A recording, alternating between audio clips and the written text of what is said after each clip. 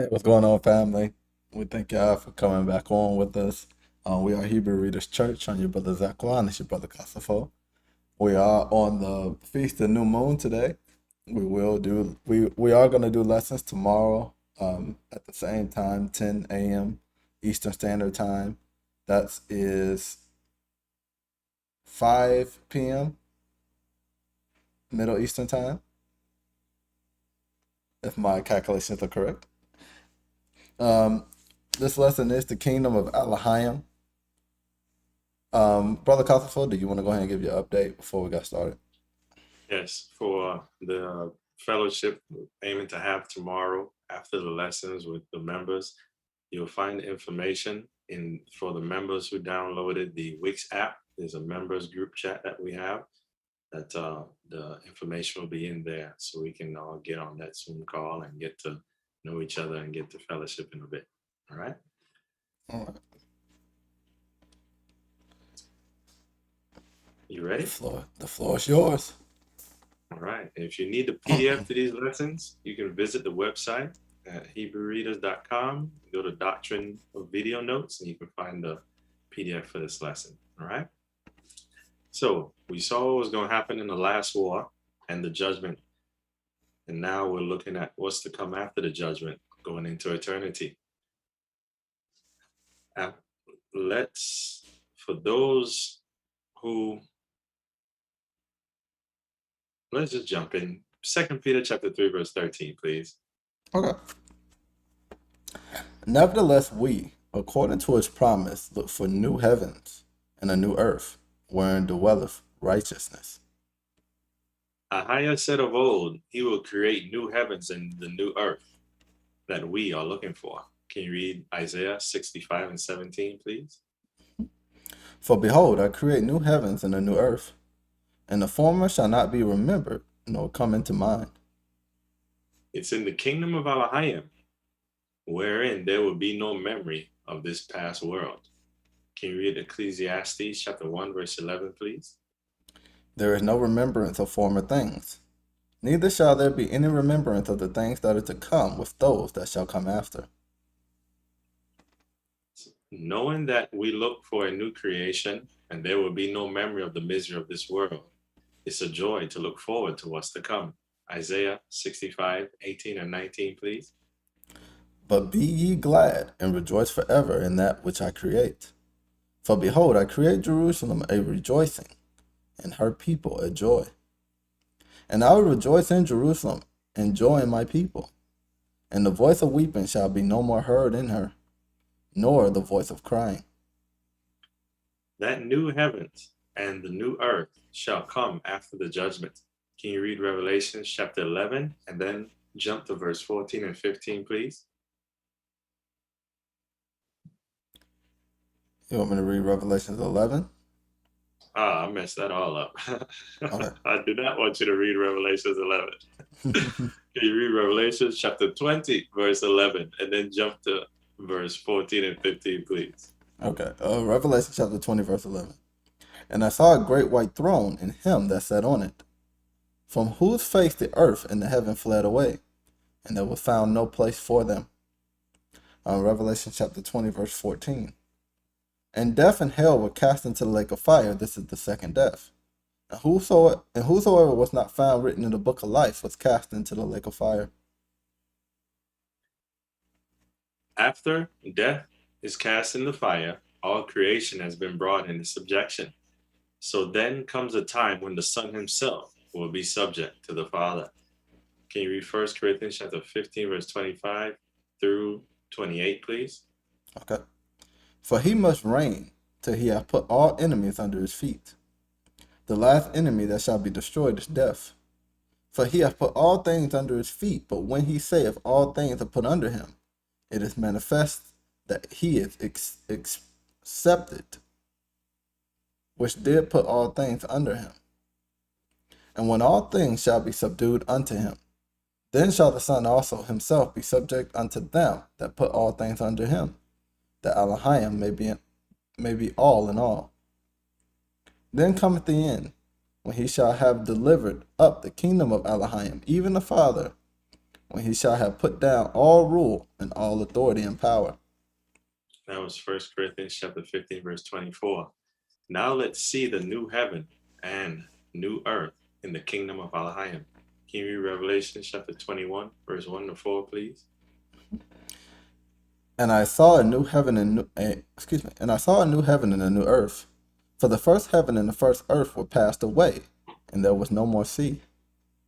We know why the first heaven and earth will pass away, being dissolved in the fire, and the sea turned into fire as well, from what Peter was shown in the Apocalypse of Peter chapter 5. Continue, please. And I, John, saw the holy city, New Jerusalem, coming down from Alahayim out of heaven, prepared as a bride adorned for her husband. And I heard a great voice out of heaven saying, Behold, the tabernacle of Alahayim is with men, and he will dwell with them, and they shall be his people, and Alahayim himself shall be with them, and be their Alahayim. And Alahayim shall wipe away all tears from their eyes, and there shall be no more death, neither sorrow, nor crying, neither shall there be any more pain, for the former things are passed away. Let's see how life will be for the righteous after the judgment has gone by and the kingdom of Alahayim has come. Can you read 2 Baruch chapter 51, verse 1 to 3, please? And it shall come to pass, when that appointed day has gone by, that then shall the aspect of those who are condemned be afterward changed, and the glory of those who are justified. For the aspect of those who now act wickedly shall become worse than it is, as they shall suffer torment. And as for the glory of those who have now been justified in my law, who have had understanding in their life, and who have planted in their heart the root of wisdom, then their splendor shall be glorified in changes, and the form of their faces shall be turned into the light of their beauty, that they may be able to acquire and receive the word which does not die, which is then promised to them. Paul's gospel is a witness to the fact that we are justified by the law as well, because he said in Romans 2 and 13 that the doers of the law shall be justified. So we see from Baruch that we will be judged by Paul's gospel and must be found justified by keeping the law and having faith in the Son of Alahayim to receive this immortality. Can you read Romans chapter 2, verse 13 to 15, please? Romans chapter 2, verse 13. For not the hearers of the law are just before Alahayim, but the doers of the law shall be justified.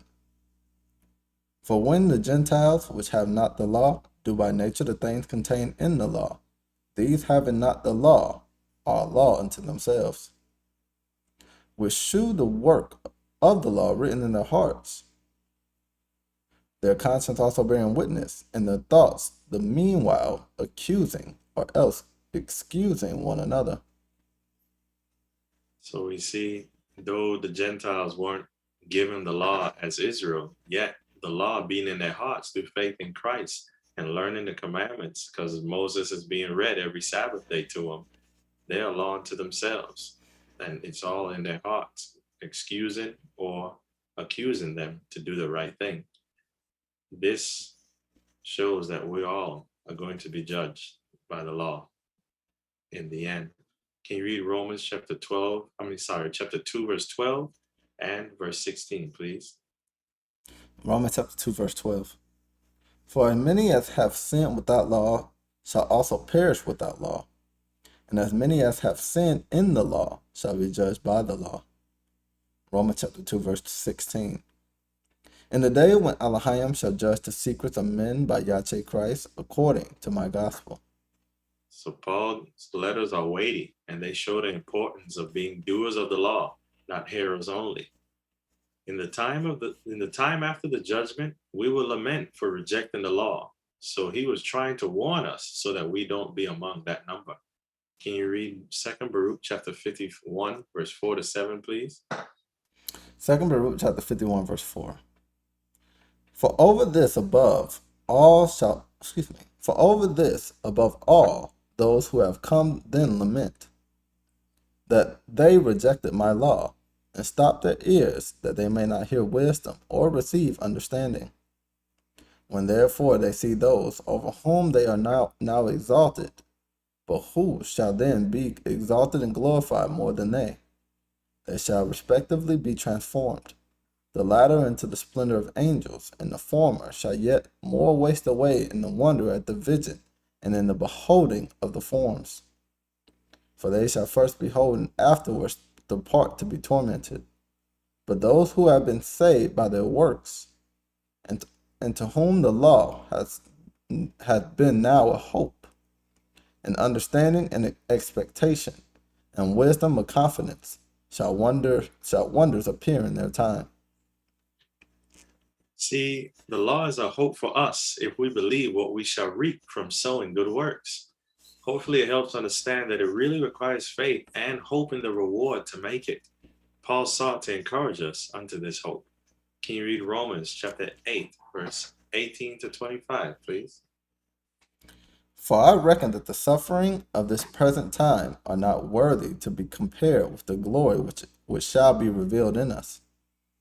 For the earnest expectation of the creature waiteth for the manifestation of the sons of Alahayim.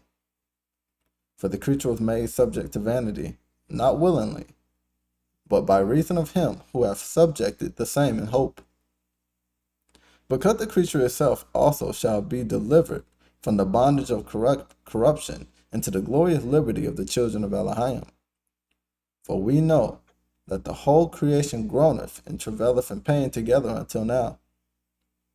And not only they, but ourselves also, which have the first fruits of the Spirit, even we ourselves groan within ourselves, waiting for the adoption, to wit, the redemption of our body. For we are saved by hope, but hope that is seen is not hope. For what a man seeth, why doeth he yet hope for? But if we hope for that we see not, then do we with patience wait for it. Let's be encouraged not to lose hope, waiting in patience, and waiting in patience in an honest heart, bringing forth fruit for this time of immortality to come, though we cannot see it with our eyes yet. Can you read 2nd Baruch chapter 51, verse 7 to 13, please? 2nd Baruch chapter 51, verse 7. But those who have been saved by their works, and to whom the law has now been a hope, and understanding and expectation, and wisdom and confidence, shall wonders appear in their time. For they shall behold the world which is now invisible to them, shall behold the time which is now hidden from them. And You shall time shall see no longer. everything. Oh, I'm sorry. Oh, Go ahead. it's okay. You shall see everything you hope for after the judgment. All right, continue, please. And time shall no longer age them, for in the heights of that world shall they dwell. And they shall be made like unto angels, and be made equal to the stars. And they shall be changed into every form they desire, from beauty to loveliness, and from light into the splendor of glory. For there shall be spared before them the extents of paradise, and there shall be shown to them the beauty of the majesty of the living creatures which are beneath the throne, and all the armies of the angels, who are now held fast by my word, lest they should appear, and are held fast by a command, that they may stand in their places till their event comes. Moreover, shall then be excellency in the righteous surpassing that in the angels. For the first shall receive the last, those whom they were expecting, and the last those of whom they used to hear that they had passed away. In the kingdom of Alahayim, all families will be established in immortality, and there will be no more marriages to be had. Can you read Matthew chapter 22, verse 30, please? For in the resurrection they neither marry, nor are given in marriage, but are as the angels of Alahayim in heaven. That helps for differentiation. Seen in the kingdom of Alahayim, they'll be as angels, but in the kingdom of Christ, they'll be begetting thousands of children. So you can see in the kingdom of Christ, they'll be flesh and blood still, but in the kingdom of Alahayim, they'll be as the angels. The bride will be summoned when the kingdom of Alahayim comes. Isaiah saw her, and Ezra was told about her. Can you read Ascension of Isaiah chapter 4, verse 15, please? And the descent of the angel of the church, which is in the heavens, whom he will summon in the last days. That angel of the church is our mother, Jerusalem, which is above all. Which is above and the mother of us all. Jew and Gentile, as Paul relayed to us in Galatians 4 and 26. She is the bride. Can you read 2nd Ezra chapter 7, verse 26, please? Behold, the time shall come, that those tokens which I have told thee shall come to pass, and the bride shall appear, and she coming forth shall be seen, that now is withdrawn from the earth. We have to guard our flesh to partake in her when she comes. Can you read 2nd Clement chapter 14, verse 3, please? Now the church, being spiritual, was manifested in the flesh of Christ, thereby showing us that if any of us guard her in the flesh and defile her not, he shall receive her again in the Holy Spirit. Therefore, when he hath defiled the copy, shall receive the original for his portion. This therefore is what he meaneth, brethren. Guard ye the flesh, that ye may partake of the Spirit. If we don't guard the flesh, we won't partake in the bride to come. Can you read Revelations chapter 21, verse 9 to 27, please? Revelation chapter 21, verse 9. And there came unto me one of the 7 angels, which had the 7 vials full of the 7 last plagues, and talked with me, saying, Come hither, I will show thee the bride, the Lamb's wife. And he carried me away in the spirit to a great and high mountain, and showed me that great city, the holy Jerusalem, descending out of heaven from Alahayim, having the glory of Alahayim. And her light was like unto a stone most precious, even like a jasper stone, clear as crystal. And had a wall great and high, and had 12 gates, and at the gates 12 angels, and names written thereon, which are the names of the 12 tribes of the children of Israel. On the east 3 gates, on the north 3 gates, on the south 3 gates, and on the west 3 gates. And the wall of the city had 12 foundations, and in them and in them the names of the 12 apostles of the Lamb. And he that talked with me had a golden reed to measure the city, and the gates thereof, and the wall thereof. And the city lieth 4 square, and the length is as large as the breadth. And he measured the city with the reed, 12,000 furlongs, and the length and the breadth and the height of it are equal. And he measured the wall thereof 144 cubits, according to the measure of a man, that is, of the angel. And the building of the wall of it was of jasper, and the city was pure gold, like unto clear glass. And the foundations of the wall of the city were garnished with all manner of precious stones. The first foundation was jasper, the second sapphire, the third a chalcedony, the fourth an emerald, the fifth sardonyx, the sixth sardius, the seventh chrysolite, the eighth beryl, and the ninth topaz, and the 10th chrysoprasus,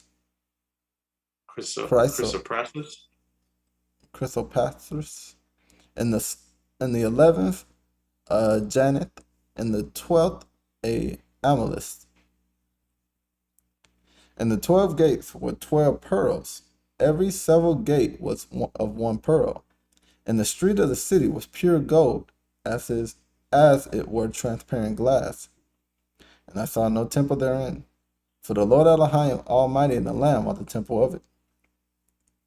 And the city had no need of the sun, neither of the moon, to shine in it, for the glory of Alahayim did lighten it, and the Lamb is the light thereof.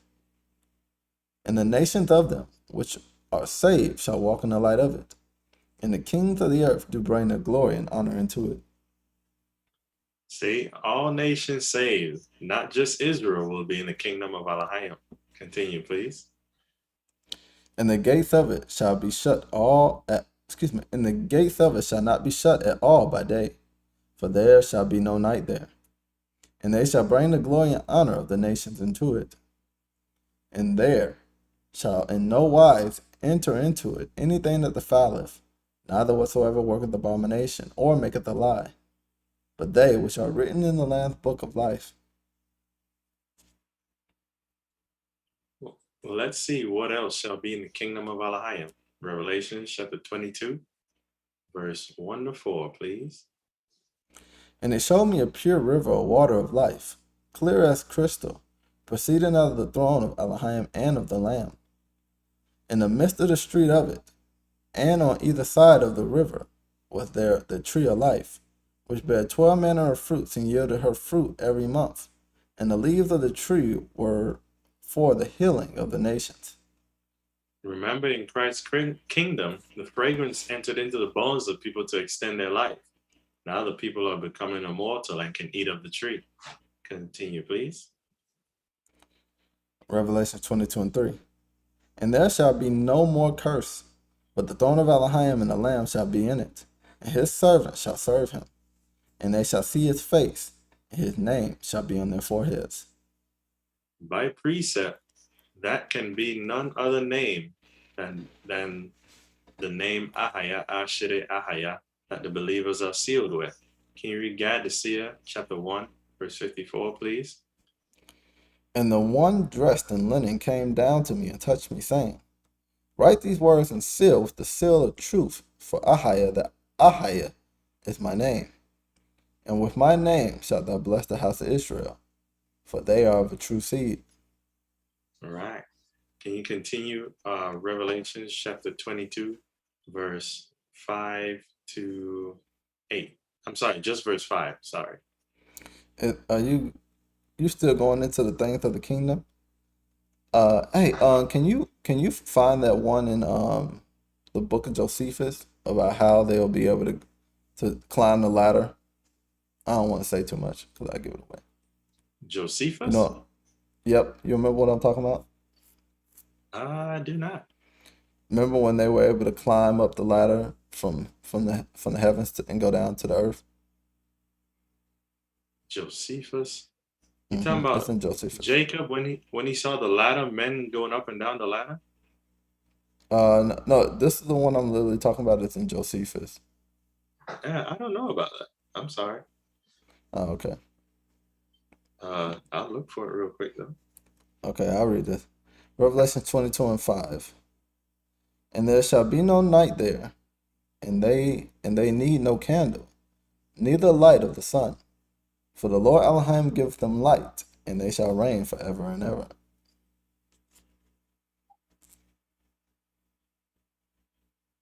All right. Can you also read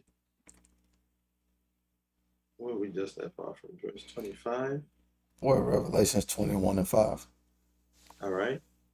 Can you read verse 5 to 8 so we can see that this calling is for all, please? Okay.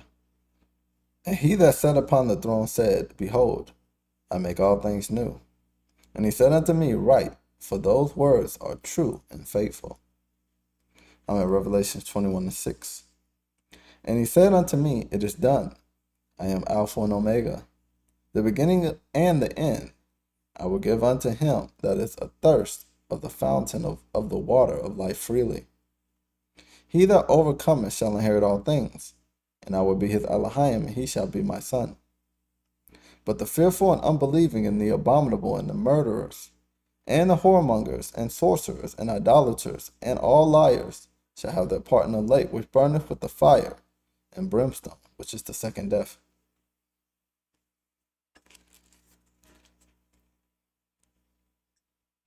May that help us all understand what's to come. In Josephus, there's a part where Josephus talks about Jacob seeing people on a ladder. Is that what you're referring to? I'm not sure. Can you read it? Maybe. It says, this is Book of Josephus. It's chapter 19 of... Yeah, that might be it. concerning Jacob's flight into Mesopotamia by reason of the fear he was in of his brother. Now Jacob sent by his mother to Mesopotamia in order to marry Laban, her brother's daughter, which marriage was permitted by Isaac on account of his obsequiousness to the desires of his wife.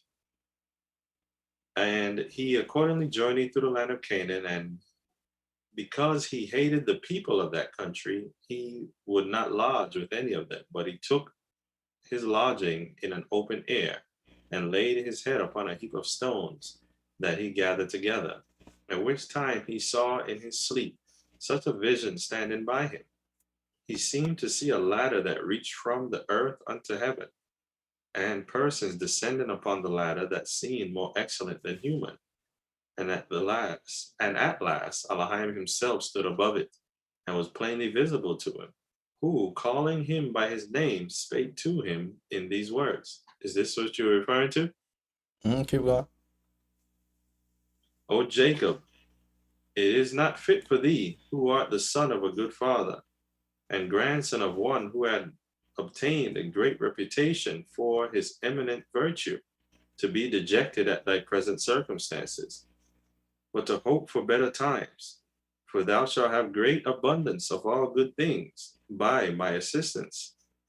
For I brought Abraham thither out of Mesopotamia when he was driven away by his kinsmen, and I made thy father a happy man. Nor will I bestow a lesser degree of happiness on thyself.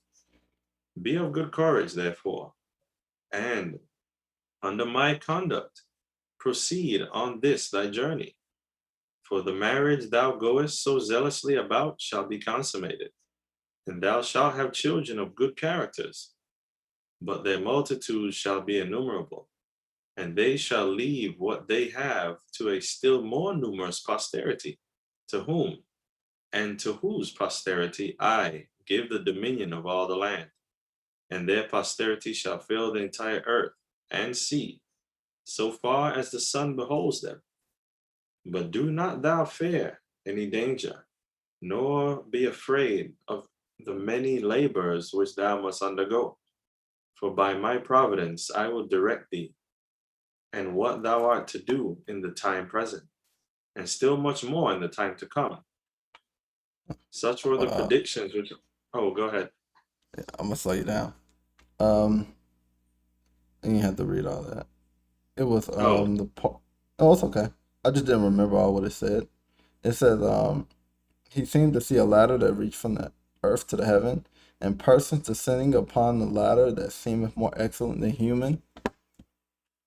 Interesting because the angels, we know the angels are more excellent than human in look, but it looks like what he was seeing was the kingdom of Alahayim. How men were in the form of angels, going up and down the ladder, going from heaven to earth.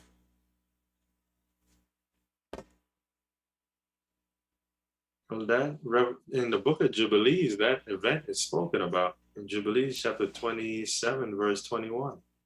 Okay. And it was. Say it again. I said, oh, okay. Go ahead. It says, and he dreamt that night, and behold, a ladder set up on the earth, and the top of it reached to heaven. And behold, the angels of Ahaya ascended and descended on it. And behold, Ahaya stood upon it. And he spake to Jacob and said, I am Ahaya, Alahayim of Abraham, thy father, and Alahayim of Isaac. So that what Josephus was referencing, the scriptures speak of. Oh, nice. Yeah. And a few people saw the kingdom to come. I think in Baruch, Alahayim told Baruch who he had shown it to.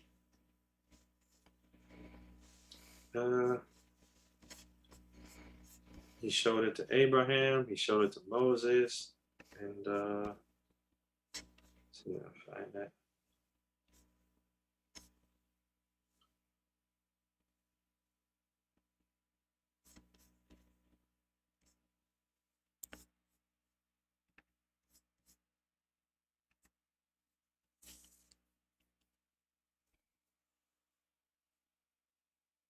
He's in Baruch. This is the second Baruch, or the Apocalypse of Baruch, chapter 4.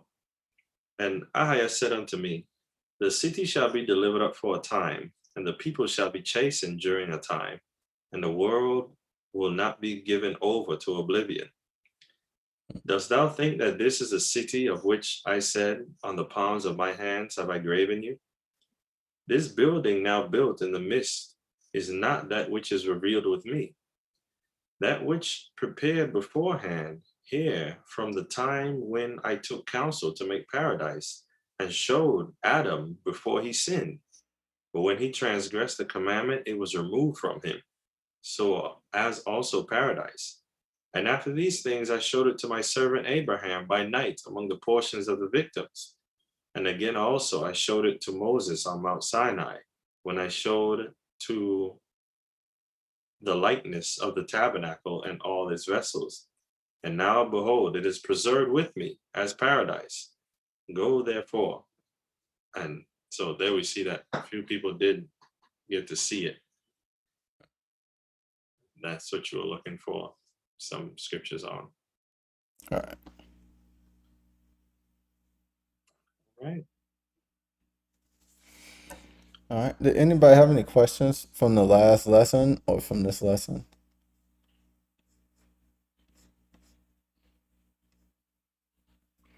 Also, feel free to send us an email at Hebrewreaders@gmail.com if you don't want to write in the chat. Or if it's something that's a bigger question.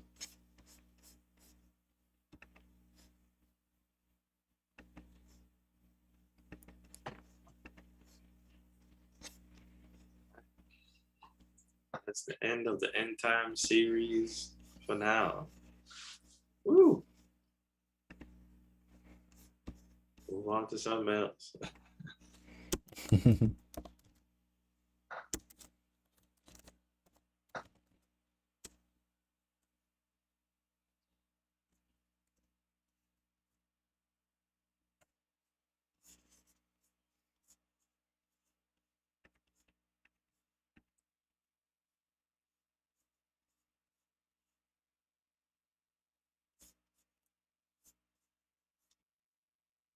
We can't hear you, Casa. Oh, I stopped. I was just saying, Okay. glad we finished with the end time series for now, and looking forward to getting into other things, and hope the whole playlist of the end time understanding is helpful for everyone to get a grasp of what the past, what is to come, and have a good foundation so that we all can be on the same page and not be afraid, knowing what is to come and knowing the simplicity of what we have to do to make it through. Amen. Shabbat Shalom, Brother Hanu. Shabbat Shalom, Brother Makala. Shabbat Shalom, Sister Letta. I seen you on the last video. Shabbat Shalom, Brother Janedu. Brother Johnny. Shabbat Shalom. Who else was on the last chat? If I forgot your name on the last chat, Shabbat Shalom. I'm sorry. I'm trying to remember off of the top of my head who all wrote on it.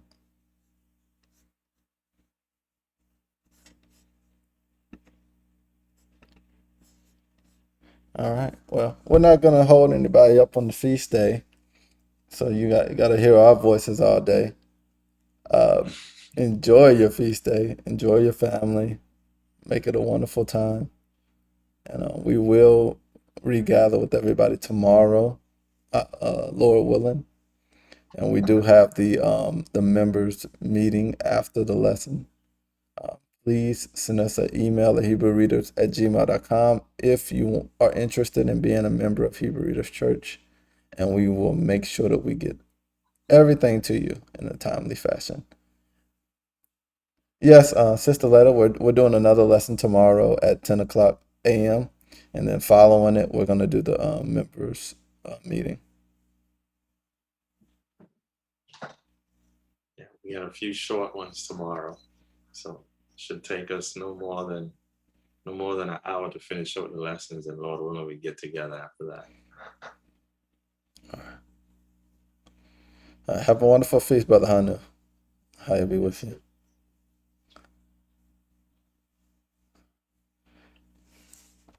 All right. We're going to let everybody go. Make sure y'all eat some good food and get some rest. There's alcoholic tide over there, y'all. Enjoy this Man, rest day. I got a lot going on, but it's all good. It's good. All right, everybody. All right. Enjoy your day. Enjoy the Feast of the New Moon and the memorial blowing the trumpets. And we will reconvene with you guys tomorrow. All right. Send us an email if you need us at Hebrewreaders@gmail.com. And we'll definitely get back in contact with you. All right. Shabbat Shalom, family.